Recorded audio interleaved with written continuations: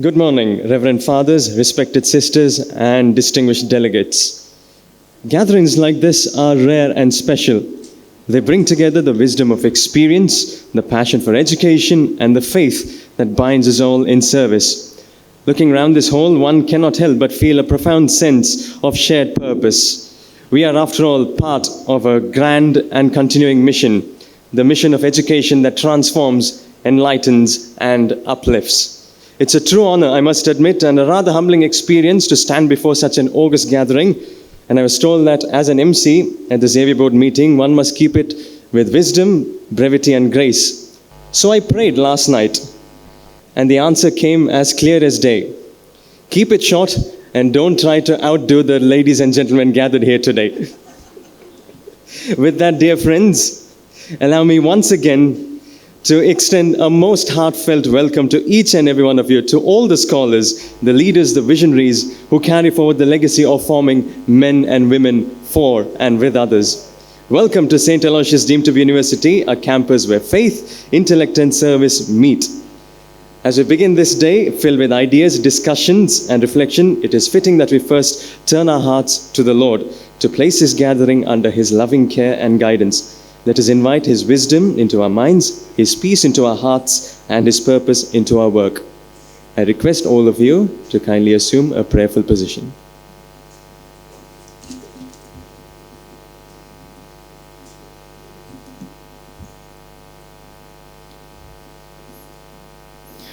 Heavenly Father, as we gather at the beginning of the Xavier Board Triennial Conference sessions, we pause to acknowledge your loving presence among us.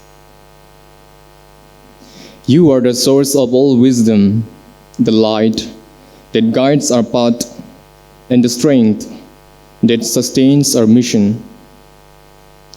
We thank you for bringing us together from different parts of the country and the world, united by a common purpose to nurture minds, shape hearts, and build communities rooted in faith and service.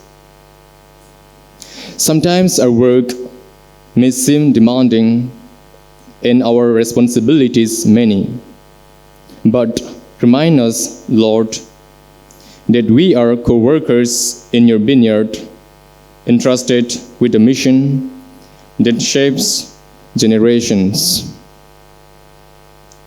Grant us patience when challenges arise, courage when decisions are difficult, and faith when outcomes seem uncertain. We ask you to renew within us a spirit of dedication and purpose. Bless our deliberations in the days ahead. May our decisions reflect your will and contribute to the greater good of those entrusted to our care. Lord, inspire us with the zeal of St. Francis Xavier, a zeal that knows no boundaries. We make this prayer through Christ our Lord.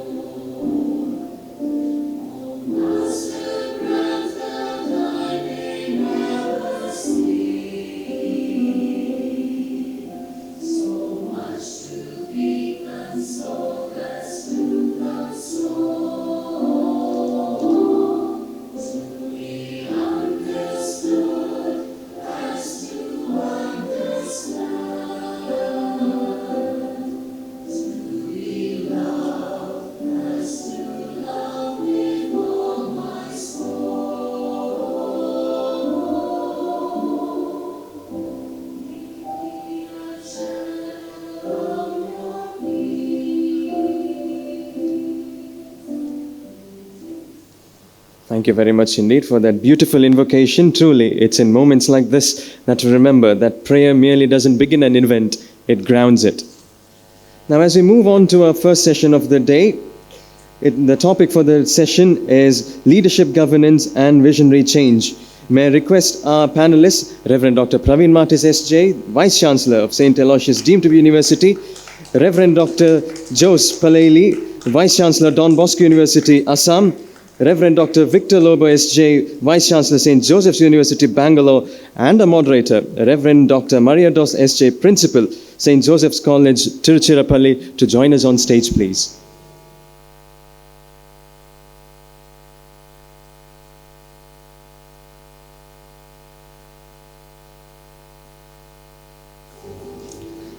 I request Reverend Dr. Baiju Anthony to hand over the green welcomes to our distinguished gentlemen.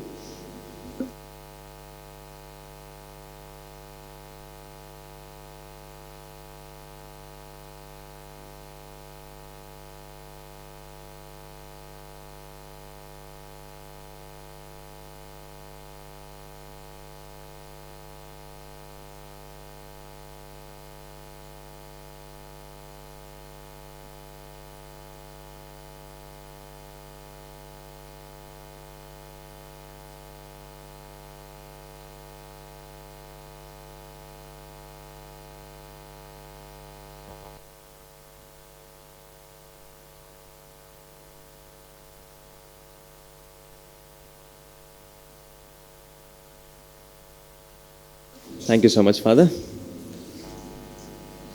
Our moderator, Father Maria Dos SJ, is an accomplished academic leader with over 18 years of teaching experience, more than a decade of high-level administrative service in higher education.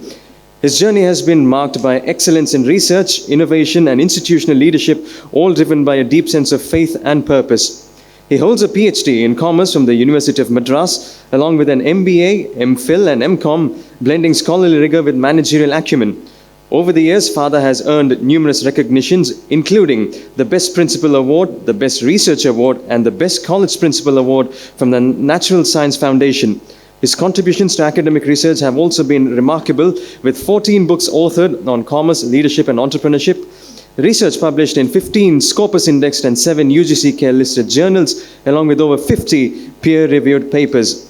Ladies and gentlemen, with great respect and admiration, please join me in welcoming Reverend Father Maria Dos SJ for us. Good morning, every present here. As we are delayed by 35 minutes, I am ready to cut short some of the sharings also, though I have prepared. Now, on behalf of everybody present here, I would like to welcome the panelists, 3 great persons amongst us. Of course, the general topic given to us is empowering minds, embracing changes, and getting ready for new era. But the specific topic that is given to the 3 panelists are leadership strategies for institutional stability and growth in a competitive and new educational era. This is a topic on which all the 3 panelists will share their reflections, their experience with us. I would like to share one experience which I encountered at the time of admission. I was waiting for the students to get admitted. That time, my attendant came into my cabin and then he said, "Father, there is a judge waiting for admission." I was wondering why the judge should come all the way to the principal's chamber for admission. So I told the attendant, "Okay, stop all the other persons, ask him to come." As he was entering into my office, I guessed, okay, he is not a judge. But we cannot judge any person on the appearance. Then I said, "Please be seated." And the very first question I posed to him was, "Sir, please tell me where you are acting as judge." Then after a minute he said, "Last year, at the time of chess competition, I acted as a judge." This happened in the institution. See, I really appreciate his intellectual capacity, how to enter the principal's office at the time of admission. Therefore, there may be many judges here.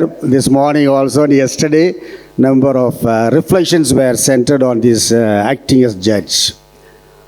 My dear fathers and brothers and sisters, It's an important topic that we are going to listen to the three persons. Of course, they will go on sharing their own experiences, how they have acted as leaders in the respective institutions, in the respective places.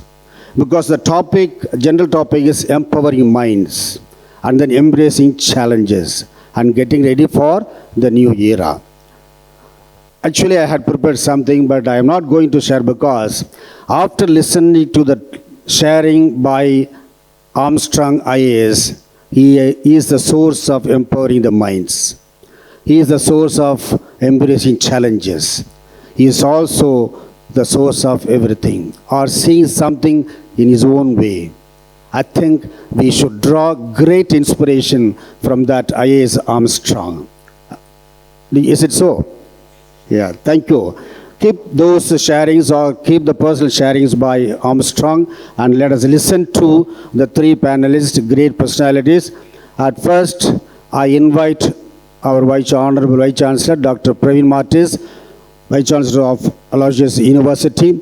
And his biodata, of course, it is very lengthy. I would like to cut short. He is a Jesuit belonging to the Jesuit Karnataka province. He obtained his PhD in 2011 from the University of Namur, Belgium. He has extended his professional service to various higher educational institutions in different capacities. Before his appointment as the Vice Chancellor of St. Aloysius University in 2024, he held various remarkable positions in St. Aloysius Evening College, St. Aloysius Institute of Education, Research Supervisor in Mangalore University, etc. He is a member of NAC Assessors team. He was a secretary to the Mangalore Jesuit Educational Society, rector and principal of St. Joseph's College, Bangalore. He has 15 publications to his credit. He has 18 research papers presented in various national, international, and conferences and seminars. He is a member of various official bodies like government and private organizations. He has been instrumental for signing MOUs with various internal universities and institutions through which he is taking St. Aloysius University to greater heights. He also held various direct and easy access to the persons in UGC, NAC, and other important educational bodies in Delhi. On behalf of everyone present here, now I invite Dr. Praveen Martis to share his reflections on the strategies leadership. Thank you. Please welcome our Father. Good morning to all of you. I was supposed to welcome you all yesterday, being the host here, but then because of paucity of time, we could not do it yesterday. But today, I would like to warmly welcome each and every one of you coming from your institution from all over the country to St. Aloysius University. A warm welcome to all of you. You already tasted Mangalore and also Aloysius for a short time. You'll also have another 1.5 days to go. You can also know a few things. Before we begin, I would like to put a little short video of our institution so that there are many things in the institution. Some of them already have seen. Some of you have not seen. Maybe there's other places to see and also enjoy another 1.5 days. So we will have a short video presentation for 4 minutes.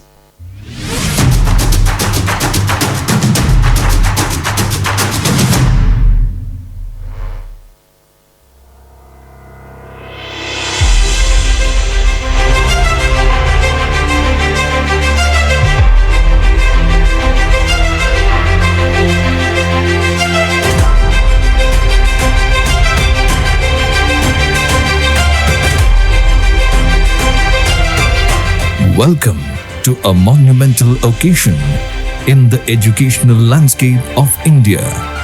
Today, we celebrate a remarkable transition as St. Aloysius College takes its place among the esteemed universities of the nation.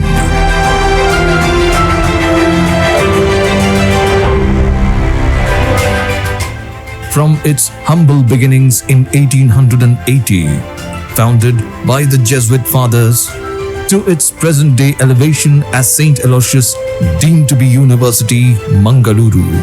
This institution has been a beacon of academic excellence, character development, and societal impact. The history of St. Aloysius institutions goes back to 1878 with the dream of 9 Jesuits who landed in Mangalore at the prolonged request of the Mangaloreans to start an institution with quality higher education.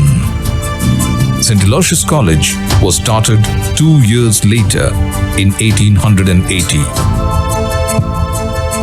Today, we share our pride in our founders' achievements. The founders had a dream to give quality education to the Mangalore youth.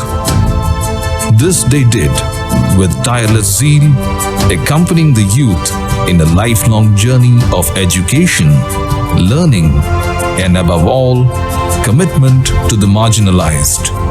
Today, St. Aloysius institutions house over 15,000 students on several campuses. The growth from 140 students to the present numbers has been quite a success story. St. Aloysius has celebrated centenary and post-centenary silver jubilees, and the college is now on the cusp of attaining even greater heights.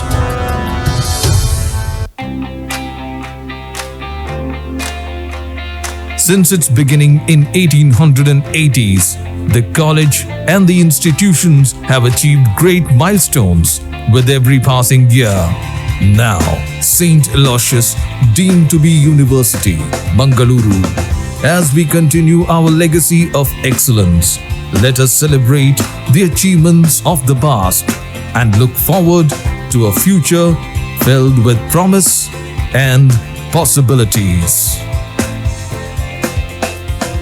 The youth is the best gift of God, says an old Upanishad. St. Aloysius has shown commitment in nurturing this gift of God. However, the institution knows that the work is only half done. There are miles to go before it can sleep. In fact, it can never sleep, because accompanying the youth is a lifelong mission. So here is a wishing to this lifelong journey of love. May their tribes increase.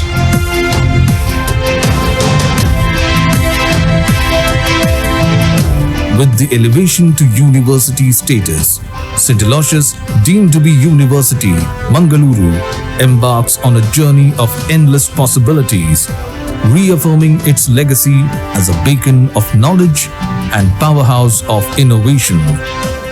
This transformation marks the beginning of a new chapter and heralds a future where commitment to quality education knows no bounds, lighting the path towards transforming students into men and women for and with others.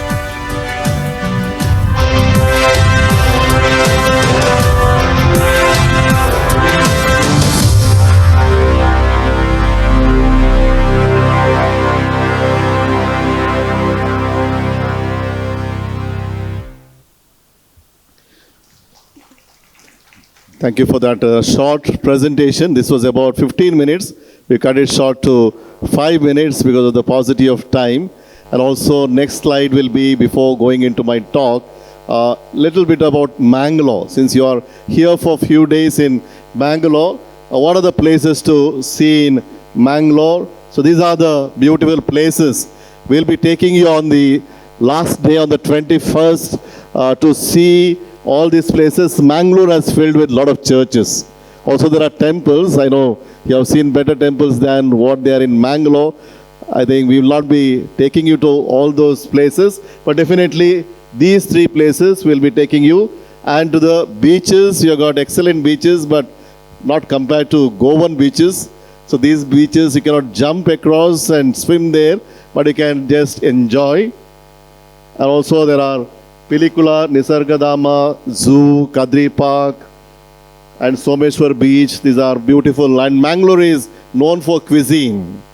Already some of it you would have tasted yesterday. Some more will come on the way, and definitely you will have Kori Roti, you had it yesterday, and Ideal Ice Cream. Those who would like, that's a brand in Mangalore. And there's a Pabbas who would like to have ice cream, definitely we'll also be giving you ice creams, but if you would like to, you can go to these places, Neer dosa, fish fry and all that you'll get. And this is a little bit about St. Aloysius. St. Aloysius has got 11 schools now after we became university. The 11 schools are mentioned here with number of UG programs about 70, number of postgraduate programs about 26, and number of PhD programs about 18. School of Physical Sciences, School of Life Sciences, School of Information Science and Technology, School of Arts and Humanities, School of Commerce and Finance and Accountancy, School of Business and Management, School of Languages and Cultural Studies. That is very special to us because you've got a community radio here, you've got a Konkani Institute. We also offer Tulu as a local language to our students, so that's why you have made that as a heritage for us. School of Vocational Studies, we got the Kaushal Kendra in 2015 itself, and that's where we started a lot of BWOC programs with 40% theory and 60% practical. And School of Education was here quite old. It has been integrated to the university. School of Engineering and School of Law is brand new. We just started this year, and we'll be going to another location here just behind this. You would have seen huge buildings are coming up with the 150 crores project for engineering as well as law and other facilities. So these are the few things at Aloysius. When you are here, few things you must see St. Aloysius because it's a 145-year-old heritage. I think this little video will show you. Walking down the way that I found in Ulagam nan sutta vendum, faces with smiles all around. In the Vahanam nan paaka vendum, I'll run free into the sea, world and me. Don't even know what I will find. Let me go passing by. Let me go, come back in time. Let me be who I am, all through this time. Let me go, passing by. Let me go, come back in time. Walk in the dark, barefoot in the night.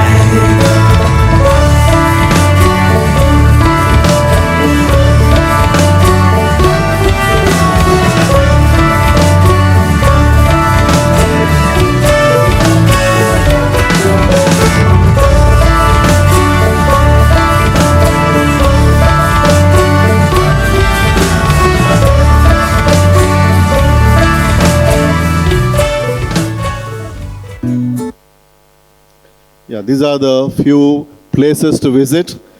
Don't hesitate. There are a lot of green places with Mother Teresa Peace Park here. There's Alvana. About 1.5 acre of land is meant only for the retreats and for the students to go around in the forest. There are 3 Miyawaki forests over there. After the lunch, I think there is a lot of time for you. Even tomorrow, after 6 o'clock, you'll have a lot of time. Our students will take you around. Okay, so with that, my little introduction to St. Aloysius to enjoy this campus for the next 1.5 days. Please go around everywhere. Even the labs are good. If you would like to, our labs are all open. You can visit those places, and also future we can have a lot of collaboration, not only with us, for other institutions, we can carry it forward. Coming to the topic today, I would be speaking today on leadership. Basically, strategies, we don't like that word. That was not a word in the past to speak about, but today we require a lot of strategies. Strategies for our institution, how to take our institutions forward. So we are in now Education 4, the 4th cycle in a way that we are in education. It started with Education 1 with passive learning, teachers were centric, and second was technology and collaboration. Third one was student centric. Now we are in the 4th one, where we integrate everything, the students, the teachers and others, and how do we really want to work for this change scenario. These are the main things that changes in the 4th industrial revolution in education. integrating digital technologies and human-centered learning. Bishop also spoke about it yesterday also. We had a lot of talks on how to bring the human aspect into technology, and that work we are doing now and planning to work on. The focus is on personalized, adaptive, as well as experiential learning for students. In the past, it was all one kind of a thinking. Now we have changed that. It should be more of personalized, but then our campuses are filled with students. How do we do that? Whereas in abroad, the students will be only 40 or 50 in a class. Whereas we have got 80 students. How do we really personalize it, adapt it to the context, and emphasize innovation, collaboration, and leadership development? How do we do that? That is very important. And also prepare ourselves for the rapidly evolving technology-driven world. We are in a very difficult and different context altogether. We must understand the context and work according to that context. How do we prepare ourselves for that context and take it forward with a lot of flexibility, a lot of learning, and working towards the changes that are happening. Next point. So these are the universities in India. Just to give us a little statistics, because most of the time we don't use the statistics, but I like a lot of statistics to understand the data. Without data, we cannot work on. Let's say there are 168. Now there are more than 1,200. This was data a few years back. We are collected. Now there are deemed to be universities. We see there are about 81 deemed to be universities and other universities all over. But how many Catholic universities? There are about only 9 Catholic universities. Jesuits have got 5 and CMIs have got 2 and also 1 with the Salesians here. Vice Chancellor is here now with the diocese. So there are 9, but 2 are on the way. Now, Jamshedpur, they already almost got it. And one more, I think, Trichy is working on, Mount Carmel is working on, and many other. So we would like to see maybe another 5 to 10 years about 25 Catholic universities. Don't you think so? Because that is a very small number. And that is our idea. That is where we are coming together to see, because in the past as colleges, we have done extremely well. But with the NRF, now you see last few years, a lot of institutions are getting in. Many are manipulating their data, whereas we are going with ethical values and we are losing out. That's where I said strategies, which is not the word which is taken by the Catholics. We always believed in values and going forward, but we require now a lot of strategies with the data.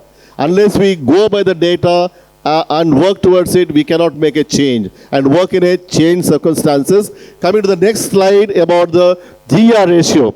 Yesterday, IAS officer spoke about it. He said the GR ratio is now about 30. The idea is to make it to 50 at least, another 10 years time. How do we do that? Wherever we go, we hear that the student number in our Catholic institutions is going down. The students are there. How do we really bring them into our institution? What I see is in the past, we were known and the students would come to us. Whereas there are mushrooming number of institutions and also there is a lot of polarization. These institutions go and tell the students to enter into their portals. And we sit and wait for the students to come. That will not work anymore. We'll have to change our leadership strategies. We have to be servants now, going down because numbers are there. The students are there, they won't come to us anymore, sitting there, but we will have to go to them. Because other institutions are going to them, and we are sitting and expecting them to come to us. I think that is where we need to really work hard. That is the leadership I think we need to provide in the present context. And these are the numbers that we have now. The PhDs, if you see, a lot of undergraduate students, but when they go to post-graduations, number come down. Similarly, PhDs number still comes down. How do we really work on it? We need to really reflect, and I believe with a lot of reflections, things can change in the future. A lot of foreign universities are coming in. That's another big challenge. Almost about 50 universities. And they got a lot of money because they don't have students there. So they like to have students, so they are coming in. UGC is allowing them to bring in, and that is the biggest challenge that we face. How do you really address this challenge? I'm only posing a lot of questions today so that we can reflect. I too have no answers for all these questions. We can see how we can see these universities are already operational. There are 3, and in Bangalore there will be many more coming in. How do you really address these challenges today? If you sit there, we will lose out. And there are very good institutions which are coming out because there are corporate institutions, they've got enough and more money. We don't have money. If we don't have money, how do you really address these challenges? It's a big question. That is where we need to collaborate and work. The Xavier board has come only for that reason, so that we strongly collaborate, forgetting our egos and differences, so that we are all one. In the past it was okay, in the future it is not okay, and we need to change our mindset. So these are the universities are going to come, and many more going to come to India. And how do you really address them? Because students would like to go to them. Because in the past, many of our good institutions were started by Europeans and others. They had a good name because white skin and people like to go there. Generally, our mentality is that we would like to go there. Now we will have to change this kind of a context and also bring in a lot of foreign professors to our institutions. Unless we bring them, then they also know that in our institution there are international professors also, and the students in our institutions, automatically things will change. So drastic step that we need to take as universities in the future. And these are, again, recently it came in the paper, so I just took this part and say, our Prime Minister has gone there, and UK to open 9 university campuses in India. This is going to happen more and more. This is a major challenge in the future. That's why I'm putting across quickly these kind of points. Now coming to the talk itself, why education for leadership matters now. You're all leaders, and leadership matters a lot. To make our universities, in the past we struggled. Salesians, that was the first university. Hats off to them. Shall we give them a round of applause? Because they gave the leadership for us in India to start the universities. In 2008 they started, 2009 with Christ, 2014 with Bhubaneswar, 2016 with our Calcutta, then Bangalore, then ours, and then now many more. We are coming up, but then race is rather slow, but we need to speed up and see that we get many, many more universities and to face this challenge. So leadership must evolve from management to strategic transformation. That is where I think a lot of thinking and reflection is required in the future. So we need to come together, maybe the best of minds here. We need to sit together, forgetting our differences, and strategize and really face these challenges. I would say when there are challenges, there are also a lot of opportunities. How do you really take this as an opportunity and work towards it is the question. So first of all, the demands of this education for embrace proactively rather than reacting, and innovative leadership. We require now innovative leadership.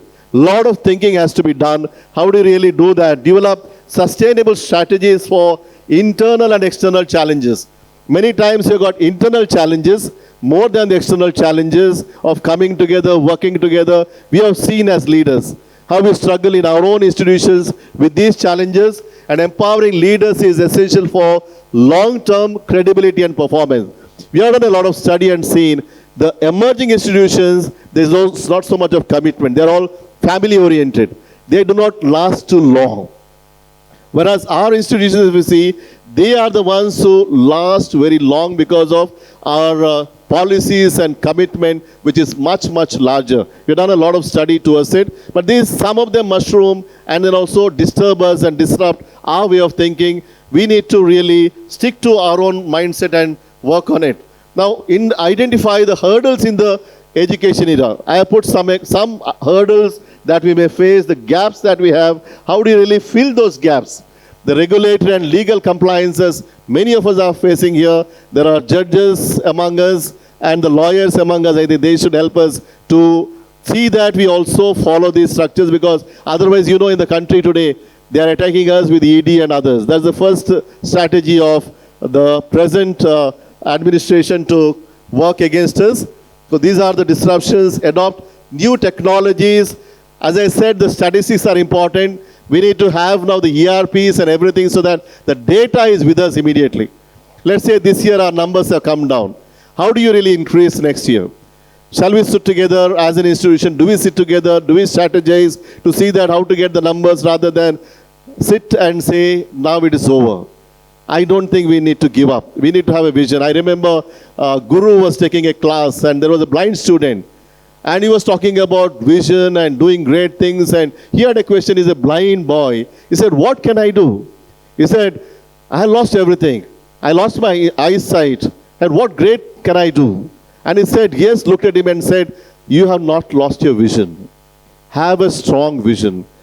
Maybe there are struggles. Let us not, my dear fathers and sisters and brothers and sisters, not to lose the vision. I think there are a lot of things for us to work on, and let us be very hopeful and work towards it, integrating all these kinds of things for us for the future. And develop clear SOPs, that is very important. A lot of the times our administration, we are bogged down with legal compliances, the troubles, the RTIs, all of your principals, how many letters we get per day from the government and the last minute data to be given. We can solve all these things if you systematically work. Systematically digitize all these things because you're ready for anything. And you can work towards that and face the challenges easily.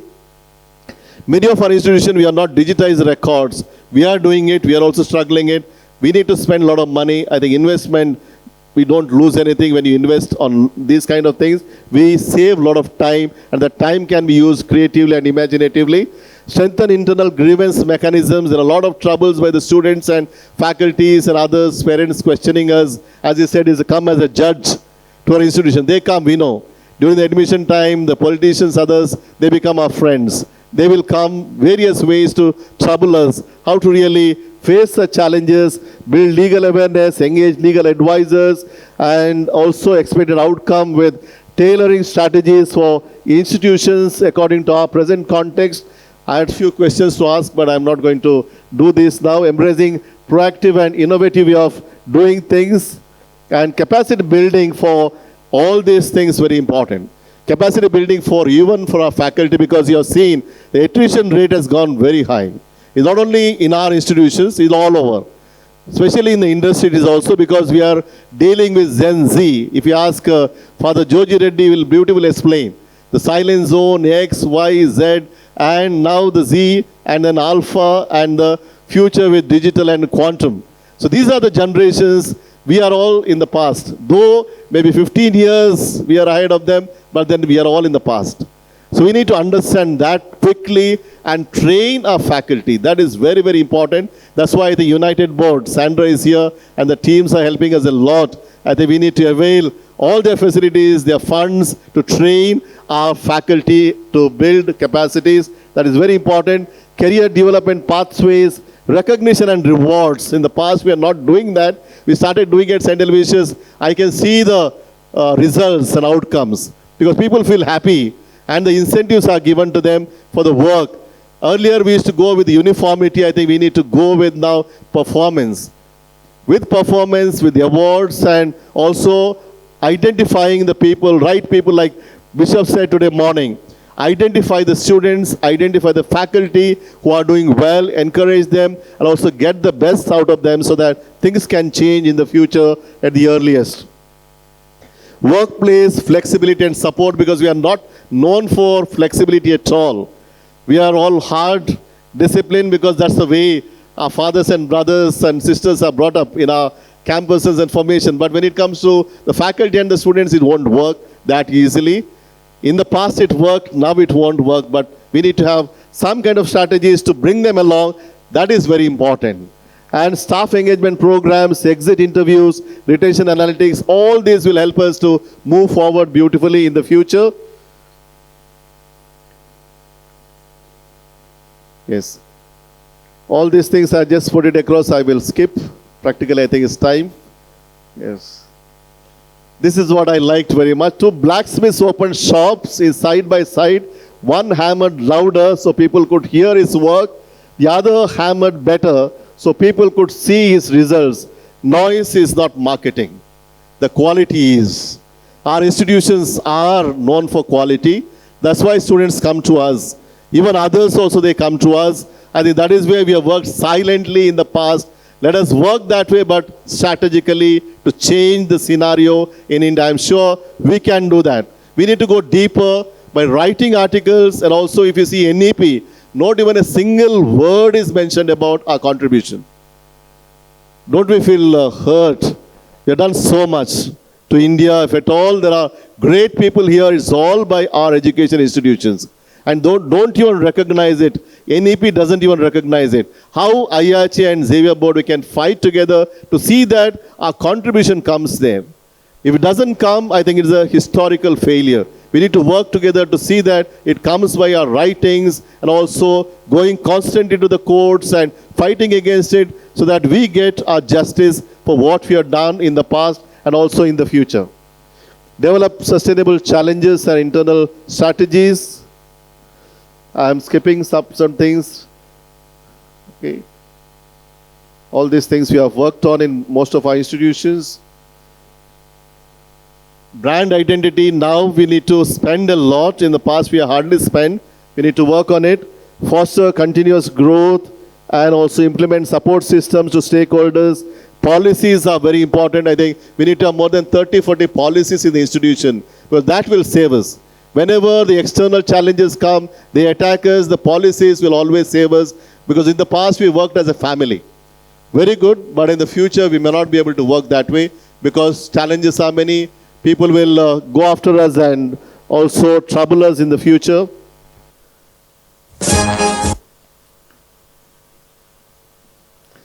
With this, I will conclude the empowering institutional leadership for a resilient future. Leadership today is about foresight, adaptability, and collaboration. The challenges facing education institutions are real, but so are the opportunities. They are very, very good, but with the right strategies, support systems, and vision, institutions can thrive in the education for.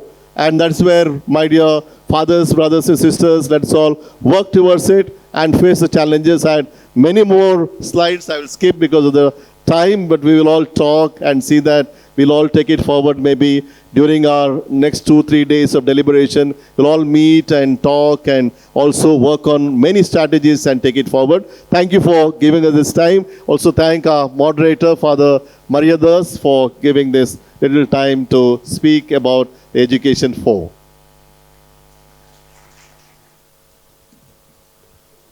Thank you, Father Praveen, for indicating to us a number of challenges and how we are functioning and what way we should be getting ready for the next era. Dr. Praveen has very clearly told us what type of leadership he is exhibiting, demonstrating in this part of the country. And so he is able to take the college into university and what sort of challenges he is also facing. For example, he said the personalized, adaptive, and rapidly collaborating and being resilient for all the challenges, and we need to be alert and vigilant. And then he also indicated the challenges both within and the external, internal. I think he has told us what type of leadership strategies he has been evolving over these years to convert this St. Aloysius College into a university. And to me, he comes across to me a person of dynamism, a person who reads the signs of the times and evolves according to the need of the hour. There was a small stream. The stream was flowing from east to west. And in the stream, small fishes were going here and there. And the crane was about to fish there. And no fish was coming out. The crane started, why can't I have a dialogue with the fishes? Then he invited the fishes for a dialogue. The crane told the fishes, I've been observing, the stream is flowing from east to west. You are swimming from west to east. Why are you struggling? If you go along the current, the life is easy. That's what the crane told. One of the fishes said, only dead fish go along the current. The fish that are alive go against the current. I think that is a message Dr. Praveen has told us. Now I invite Dr. Reverend Father Professor Jose Pallali, Vice Chancellor of Assam, Don Bosco University, Father Palale holds a doctorate in political science.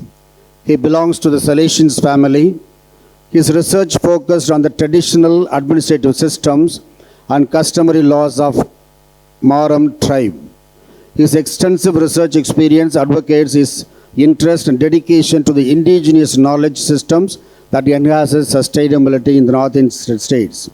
He has been instrumental for various new and innovative ventures in the northeastern states. He is the first university in Assam to receive A grade from NAC. He is recognized as an experienced institutional builder from the year 1999 till 2019, of course afterwards also. He founded Don Bosco College in Senapati district, Manipur. He was the financial manager for the Salesians of Don Bosco in Dimapur province from the year 2019 to 15. He was in charge of all the operations across 5 northeastern states. He initiated the founding of a college in Guwahati, Assam in the year 2015. He is a senior leader, a counselor. He is considered a great academician, and he has implemented transformative initiatives that promote a rich learning environment, valuing diversity and quality of opportunity. On behalf of everyone present here, now I invite Reverend Father Professor Jose Palale to give us his sharings.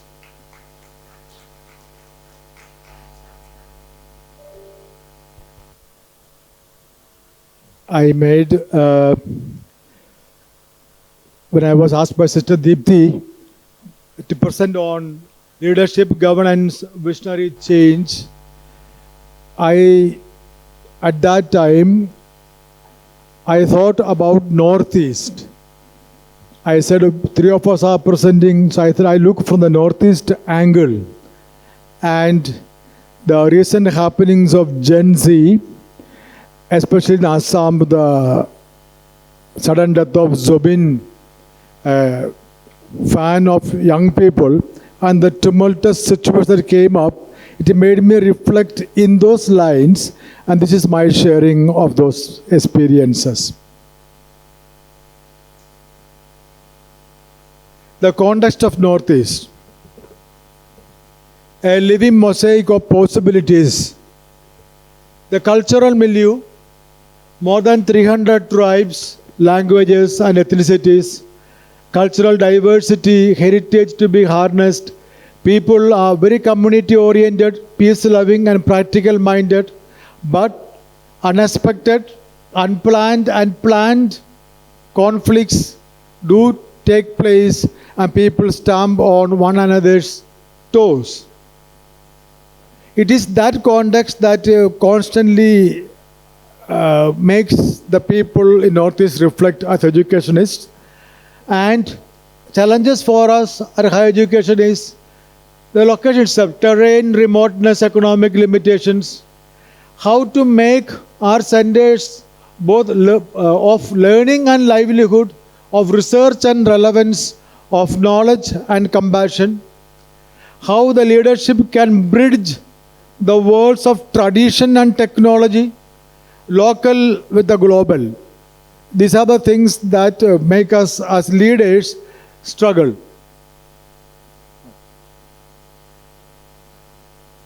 Governance as a culture, not as a structure.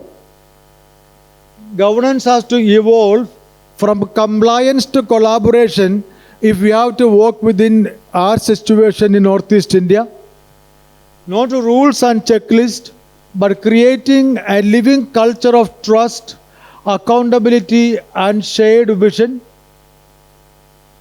Systems have to be transparent, technology enabled and participatory.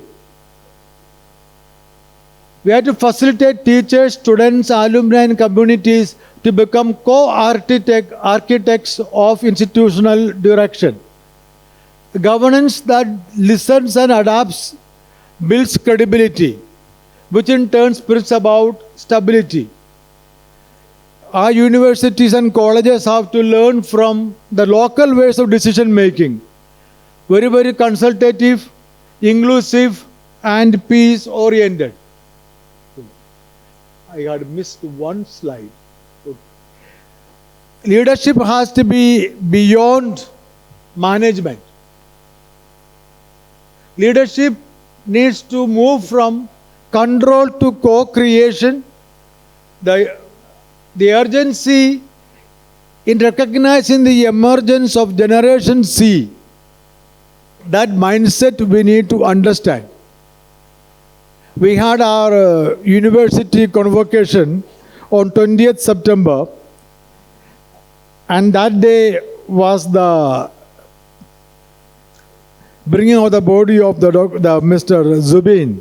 And we could see the entire flood of people, and we had to do things such a way that there is no crisis in campus. Some other university had damages because there were enmity being created, but we could stand strong because the web of people that were already there and creating peace in the environment. Gen Z they are very, very connected.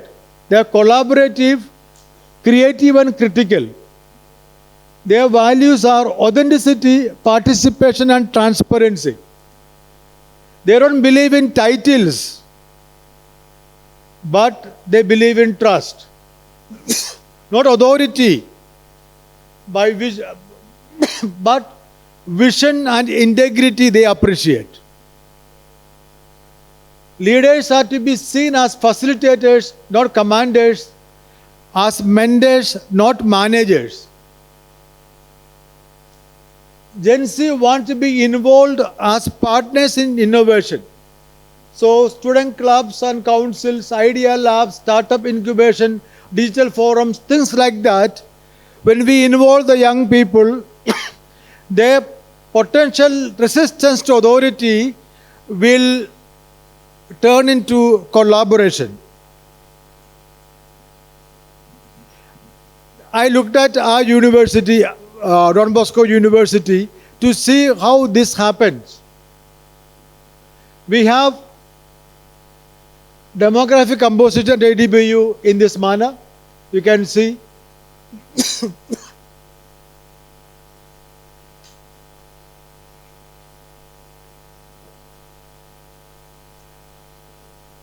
We are happy to see our male-female ratio is almost very balanced. Only 11, the second picture, gender. Female 2278, male 2267. Girls are more. Students come from top 10 states. Meghalaya, the highest. Then Assam, Manipur, Nagaland, Arunachal Pradesh, Mizoram, Tripura, West Bengal, Jharkhand, Bihar, and other 49 come from all over south and other areas.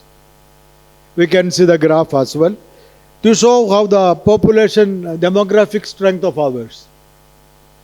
Diversity of our university student community. Different tribes are there. Some of them are clubbed together. Khasis are 864. Assam is 608. That include people from Assam, various tribes as well. Naga are a cluster of tribes. They are 595. Garo, as you see, you can see. So we have a rich variety of conflicting communities at war in their home state, but at peace in our campus. During Manipur problem, students, a former Vice Chancellor wrote a nice letter to everyone saying, we are a family, we live together. That strategy worked. The Maithei community and the Kuki community live in the same hostel, some of the same room. They said, we will not fight. We will live as brothers, sisters in Don Bosco family style. There were no fights between them. Though lot of problems they're going through, they're able to pull up that. That's the power of young people. They can live with a difference when presented in a beautiful manner. Our teaching faculty is what we can see. only to show that such variety of people are there in the place. So variety has become the norm. Divergence has become the norm. So looking at this point,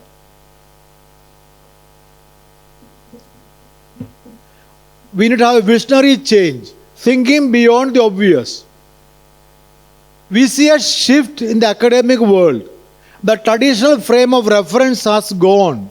We don't think like 10 years ago, 15 years ago. The whole thing has just been revolutionized. NEP brought flexible, holistic, inclusive framework, which brought about critical thinking, skill development, innovation. Gen Z mindset challenges old value systems, which we were comfortable with. Now we begin anew relating with them.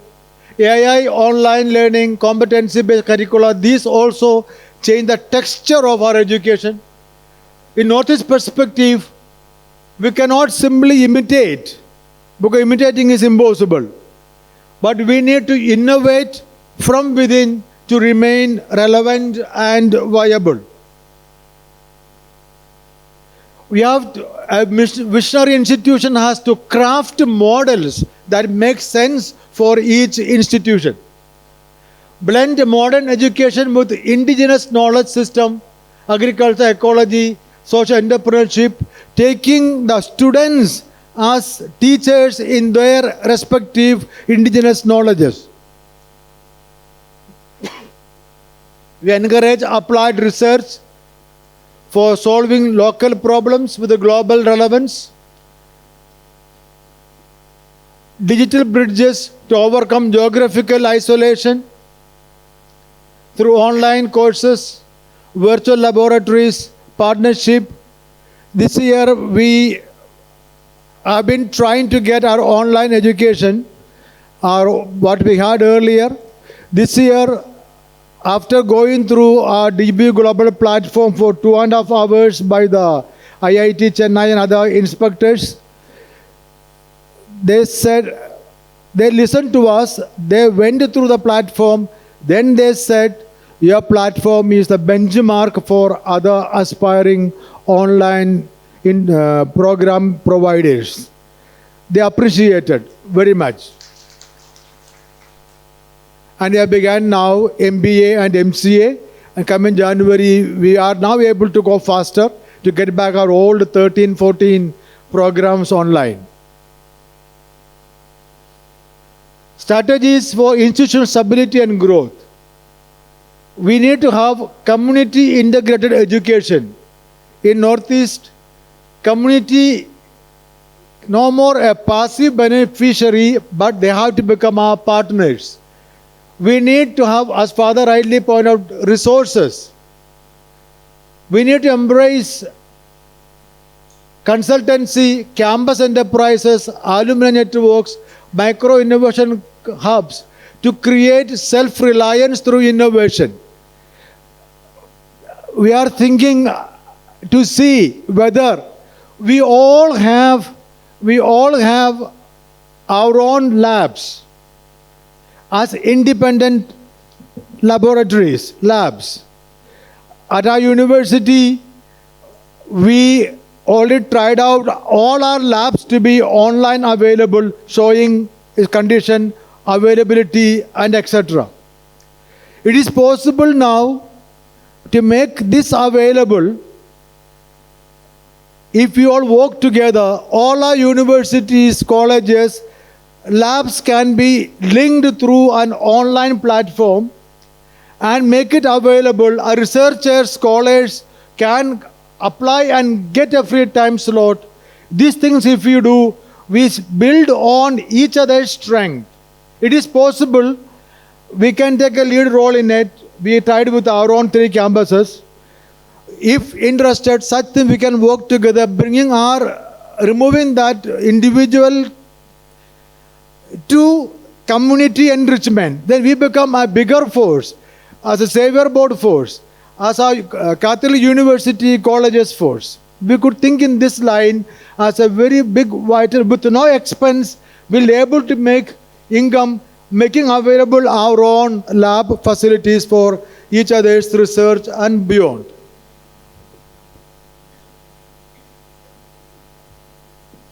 We need to embrace technology with a human face. This will happen then, helping every institution to get the biggest lab available in the country. Thank you, Father. Please consolidate. Okay. We need to follow gospel values, Jesus, the Good Shepherd. We need to become beacons of trust for people, the human dimension of leadership for the future. Artificial intelligence is already changing how we teach. Climate change is redefining what we teach. The aspiration of Gen Z questions the why of teaching. And our challenge is to lead with the courage, compassion, and creativity so that our institutions become laboratories of peace, sustainability, and innovation. The future will favor those who can connect vision with the values, technology with tenderness.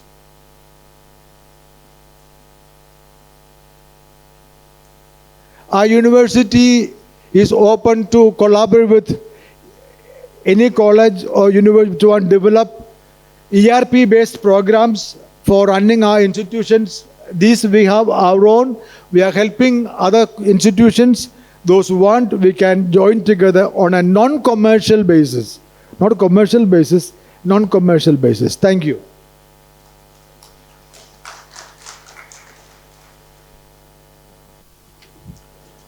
Thank you, Father Palale, for your beautiful presentation.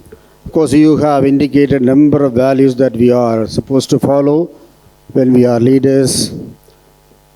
And you have made some remarkable sentences or in a way captions for all of us. For example, for Palale said, governance as a culture, not as a structure. Most of the time we are interested in creating a structure, but he says governance should become a culture because that is born out of his experience in the Northeast. He also said that we have to be mentors and not as managers. In our day-to-day life, how often we are as mentors helping the students and the teaching community. And he also indicated how far we should be accountable, and it is diversity and pluralism which help us survive and stabilize in our day-to-day life. And another invitation that he has given to all of us is think beyond the obvious. Most of the time we think of the obvious and we confine ourselves to the limited possibilities. But it's a very strong statement that he has given to us. Think beyond the obvious. And not imitation, but innovation. And we need to create and craft a model which is fitting into our environment. I think that's what Father Palale said. And that's why he is successful in all that he has done. Because he has not imitated anything, but he has crafted something new for his own place. And another statement he said, community integrated growth. We are supposed to take along the community with us so that we will be able to ensure sustainability. And yesterday our Armstrong has said, embrace technology with a human face. He also made the same statement. I think that has some very deeper meaning for all of us. How far we are having a human face whenever we go for embracing technology. If I want to put together all that he has shared, I want to create a kind of acronym PACT, P-A-C-T. P can be for participatory. Our leadership has to be participatory. And A can be for accountable.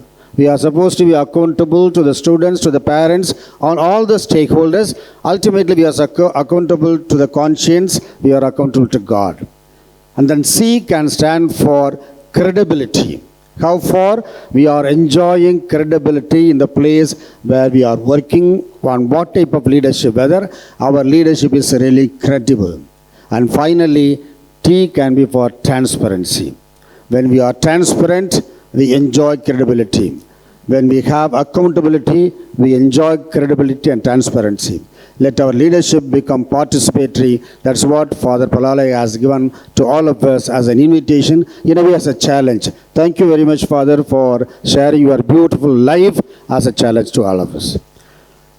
Now the last panelist, Reverend Dr. Victor Lobo, Vice Chancellor of St. Joseph's University, Bangalore. He is a Jesuit belonging to Jesuit Karnataka province. He is the first VC of this university. Ever since his appointment in 2015, Father Lobo has been in the forefront for introducing various innovations in the university, through which he has taken the university to a greater level till today. Because of his efforts, the university has been offering a wide range of scholarships funded by the private organizations, the government and other benefactors, with approximately allocated 3 crores to student support. Over 1,000 poor students are provided with midday meals daily basis.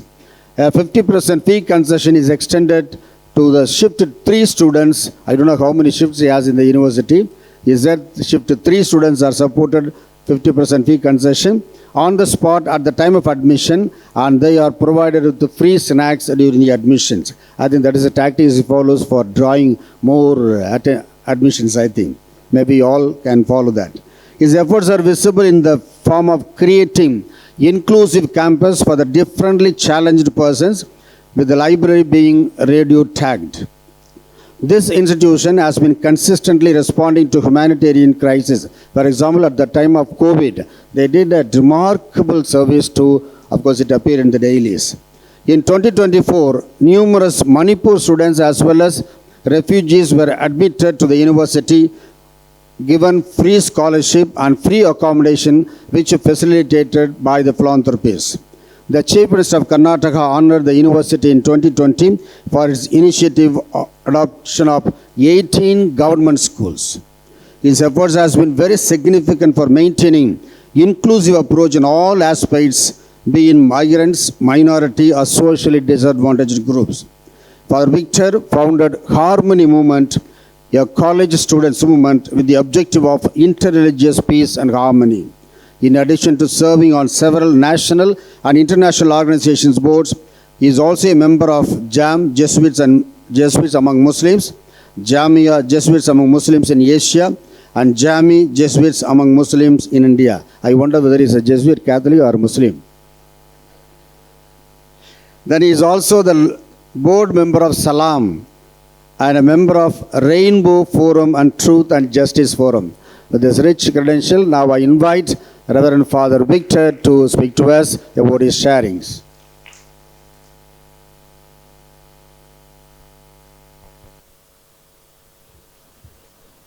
Good morning.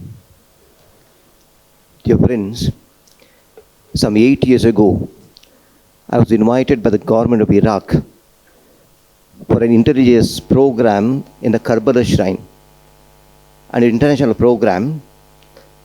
And first time, the Karbala Shrine opened the doors for the public for an interreligious movement. And all the TV channels and all gave a lot of publicity. Wherever I go for these programs, I try to get some local delicacies for our staff. And from there, I got some fresh dates, very fresh. And whenever staff used to come, I told them, take. And they used to enjoy fresh dates. So much so, on the retirement of one of their days, the whole BJS, 1,500 staff were there. And this lady was narrating this. We used to have dates with Father Principal.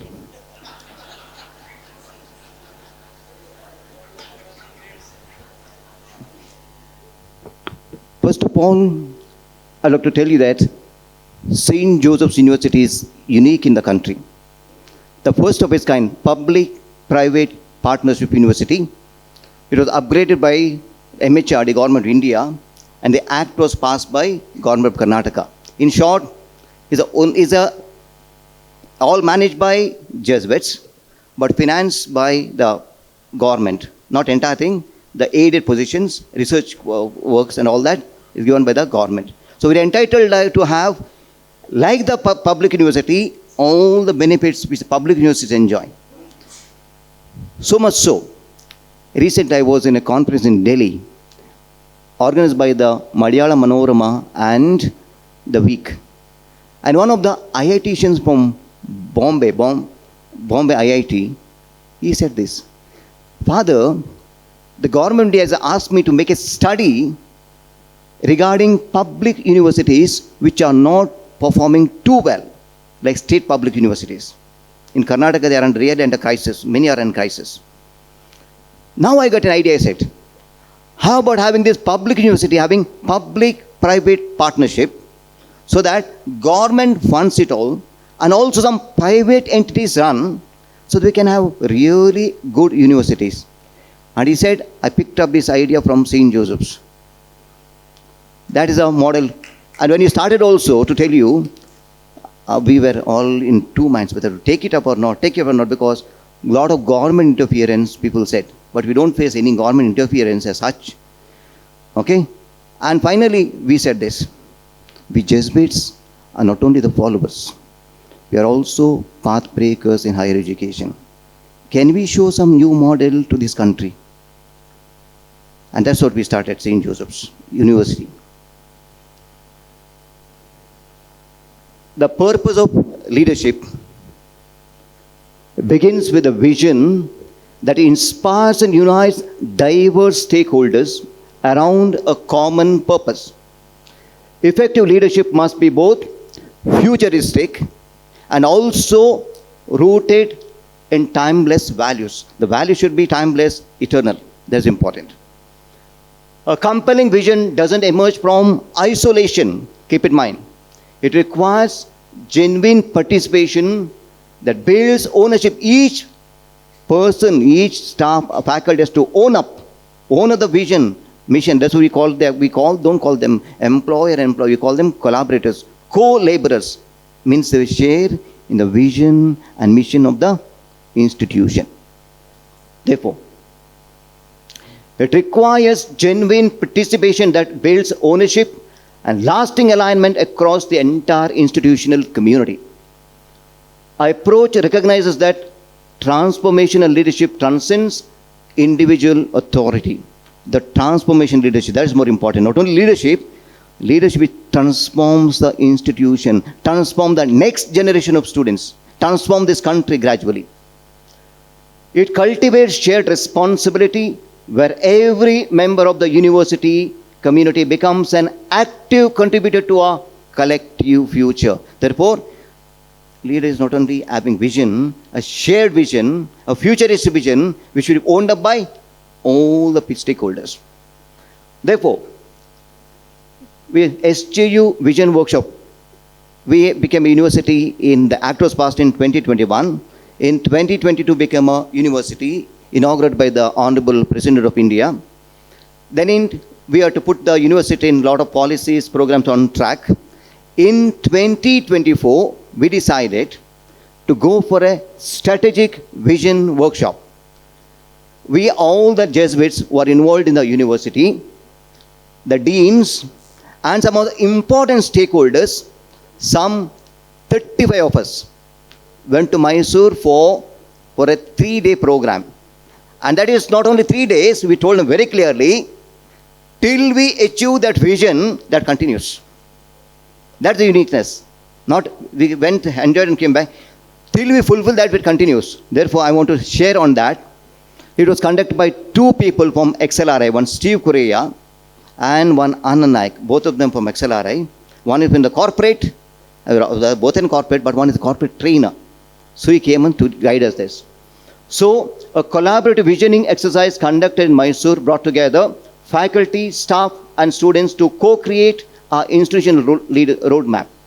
This participatory process identified 9 strategic focus areas that now guide our development priorities, ensuring that our vision reflects the aspirations of our entire university community. Now, what did you do that? Strategic collaborative visioning with 9 focus areas. What we said in Vision 2024, when St. Joseph turns 150 years. That is a short one. And Vision 2047, when we, you know what? become 100 years of India's independence. So both institutional as well as the countries, that we had that two visions. And these are the nine areas: faculty, governance and management, culture, infrastructure, research and innovation, academics, student support, collaboration networking, and non-teaching staff. Now what did you do? Faculty development and teaching culture. So I'm just sharing what we are doing it, because that is what I wanted to, because these people told me also from XLRI, share that, because that is what you are doing it.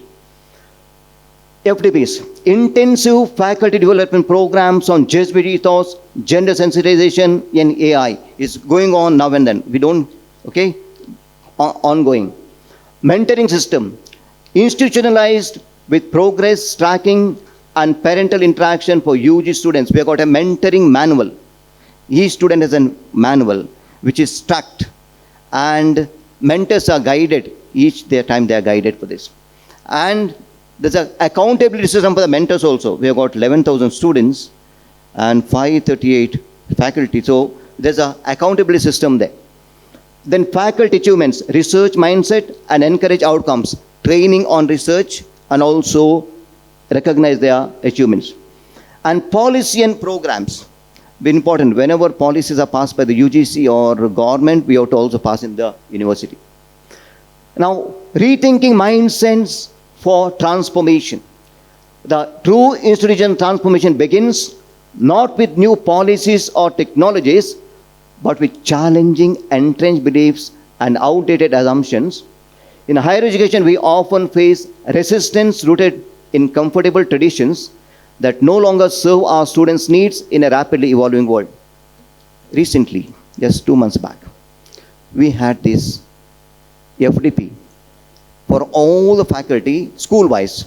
We've got 9 schools, and that is on OBE, outcome-based education, conducted by some of the former famous people who are conducting various people in the various universities. And one was this Dr. Jayashankaran, who was student, then faculty and HOD at St. Joseph's College, Trichy. He's also, the later became the Vice Chancellor of Kanchi University. Quite famous, you know that. He was in also, his student is a NAC director now. He told us this. When he was the HOD of Department of Mathematics, Statistics and Computer Science in Trichy St. Joseph's College, he had to give workload to his colleagues. And his own teacher was there. And he said, see, these are the new concepts in mathematics. I do not know. Please don't change my topics. He said, my own teacher telling me, how can I do now? Then he said, sir, you don't worry. I will teach you these new concepts. I will teach you this, because what you are teaching is outdated now. And he said, I will teach you. Then you go and teach the students. Any difficulty, you let me know. And he did that, he said. Though there are people who take comfortable zones, they take rest in comfortable zones, and they teach the same old thing. Don't change themselves. We have to change. There's no other way. Therefore, we have continuous unlearning has to take place. Faculty must embrace the discipline of unlearning outdated pedagogies and relearning approaches that engage the digital native generation effectively. One, unlearning has to take place in us. Then relearning. Reflective practice. Xxv way of reflective learning fosters deeper growth by encouraging educators to examine their own assumptions and biases regularly. And collaborative development. FDPs integrate education ethos with contemporary teaching methodologies. So what we have that now, we have got lecture is right in the beginning of the academic year. Then induction program, every faculty is given right in the beginning, 15 days of the intensive training. Then parents orientation, student orientation. With that, we have leadership programs. This commitment to transformation extends beyond curriculum. It reshapes how we understand our role as educators in shaping not just competent professionals, but conscientious citizens and ethical leaders. Now, global exposure, and these are 9 areas, global exposure and collaborations. We have international delegations, student exchange, and all networking with MOUs. Student achievements and excellence, fellowships and exams. We have to prepare them for various competitive exams, national and also international levels. Our students are doing quite well, rather very well, as even at the international levels. And they also get national recognition or even international recognition. Then scholarships and student support. We have this Startup Mela, schemes for slow learners and corporate connect. In fact, we have also recently signed an MOU with Government of Karnataka on skill development, because Government of Karnataka is trying to train students from public universities. Since we are a PPP university, Government of Karnataka has signed an MOU with us and is training. Further, recently we had training for all the deans and HODs, and the next we are training our students not for job market. Job markets we are trained, they will be outdated. Not only we train them not only as job seekers, rather job creators. Startups, very important. So we have to, entrepreneurship and startups are very important. We have to train our students into that. Then milestone events for students like conferences, workshops and open day. We had an open day every year, like Indian institutions, that the public can come and interact, and even mainly students from different institutions come and see. There were various science expo and exhibitions from various fields. And also we trained the high school and PUC principals how to train their students into the future ready citizens. Future outlook and commitment. Further, yes, time up. Sure. Student growth, student-centric surveys and feedback. These are the various feedbacks we conduct. Then human excellence, academic monitoring and documentation. Global benchmarks, we know the QS ranking, NRF, NAC, AQR and all that. And infrastructure expansion. Then being future ready. Future ready is very important, mainly curriculum redesign, not curriculum redesign. Then we update ourselves, technology integration and research innovation. Leadership responsibility is making future readiness not an occasional initiative, but an institutional habit. Then culture, heart of stability. Okay, first of all, while strategies evolve and leaders transition, culture provides enduring stability like mentoring, campus ministry, that is spiritual ministry, service learning, and all retreats. And institutional values outlive on any single leader's tenure. That's culture has to be developed. And collaboration and partnerships like alumni engagement, corporate connect, and strategic MOUs. And the way forward. Vision-driven direction. Clear vision provides the compass that guides daily decisions and long-term planning, ensuring coherence across all institutional initiatives. To reflection, regular self-assessment and openness to external learning. And courageous action. Bold leadership means taking calculated risks, championing innovation, and making difficult decisions. Leadership recognizes that institutional progress is not merely an administrative exercise, is a collective spiritual journey. And closing reflection. Vision gives direction, reflection gives wisdom, collaboration gives strength, and a culture of the institution gives continuity. As we navigate the complexities of higher education in the 21st century, these principles anchor our leadership philosophy. They remind us that sustainable institutional growth requires more than operational efficiency. It demands moral clarity, collaborative spirit, and unwavering commitment to our founding values. We stand as a testament to what becomes possible when vision meets humility, when innovation embraces tradition, and when institutional ambition serves human flourishing. Ad Maiorem de Gloriam. Thank you.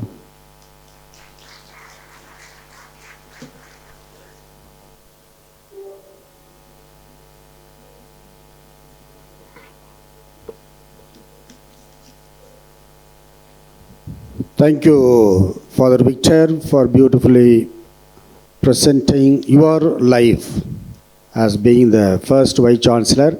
How far you have succeeded in taking the institution to the next level. You have given us a lot of reflections. For example, you said 9 strategies with focused mind. I think that's what indicates that you are a successful person. You have told us all those 9 strategies. And also you invited us to have a different mindset, a rethinking mindset, which is for future, in a way which is for transformation that has to take place. And we need to have collaborators and not competitors. And in our mind, we need to be, as Mother Teresa said, God wants not competent people, but honest people. It is Mother Teresa who said. Similarly, you also said, not competent, but a collaborator, a person with utmost conscience. And then certain indicators you are given for future ready or future aspect, where you gave regarding culture, curricular activities and all those things. The final slide, which is a very beautiful slide for all of us, vision gives direction. I think that is required for any leader. Also, reflection gives wisdom. I think what he spoke is his wisdom, right from day one till today, how he is taking the institution to the next level because of his reflection, because of his wisdom. And third one, you said collaborations gives strength. How often we are collaborating, how often we are ready for any collaboration with other people. And you said beautifully, we are ready to collaborate with the government because some of us have the mindset that if you go and collaborate with the government, we may end up in troubles. But he said, no difficulty. Also, the culture gives continuity. I think this particular slide summarizes his entire leadership role as being the first Vice Chancellor of St. Joseph's University. Question, shall we wind up the session? Before winding up, I would like to thank all the panelists. Maybe I will give a very, very short story summarizing all the sharings by all the three. The story, some of you may know, story of a pencil. I like to be very brief. The pencil maker, after making few pencils and before sending them into the market, he was talking to the pencils. My dear pencils, I am giving you 5 messages before you are sent to the market. The first message, you must allow yourselves in the hands of others. By yourself, you cannot function. So you must be ready to allow yourself in the hands of others. The message to us is, we must allow ourselves in the hands of the vision, goal that we have taken for the institution. The second message given to the pencil was, be ready for painful sharpening every now and then. The message that can be applicable to us is, be ready for any challenges that come on the way. The third message to the pencil was, what is inside is always important. The crux of the pencil. Similarly, what is inside? The positive attitude, the integrated aspect, or the spirituality, or the resilience. That is most important to survive in the market. The fourth message is, you have the capacity to correct your mistakes. It was told the pencil, because every pencil is having eraser. Similarly, all of us have the capacity to correct our mistakes, our failures, our incompetence, whatever may be, by attending Xavier board meetings like this, all those things. So all of us have the potential to correct our failures, our difficulties. The fifth and the last message given to the pencil was, whoever is holding you, leave a clear and indelible mark wherever you are. The message that is given to us is, wherever we are leaders, what type of institution we are leading, that is immaterial. But let us leave a clear and indelible leadership strategies which will be emulated, which will be followed by other institutions or other people or our own followers. With this, I would like to end this particular panel discussion. Thank you for your cooperation.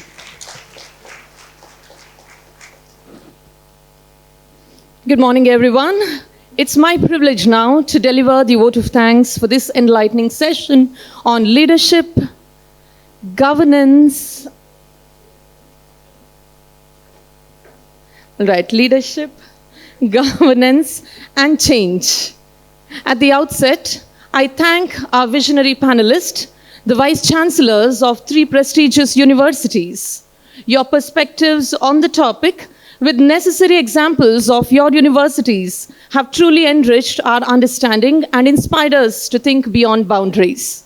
My sincere thanks to the moderator, Reverend Dr. Maria Das SJ, for skillfully navigating the discussion and ensuring a thoughtful dialogue throughout. Thank you, one and all. May I request Professor Father L. Joji Reddy to hand over a memento to our moderator and to the panelists as a token of our love and gratitude.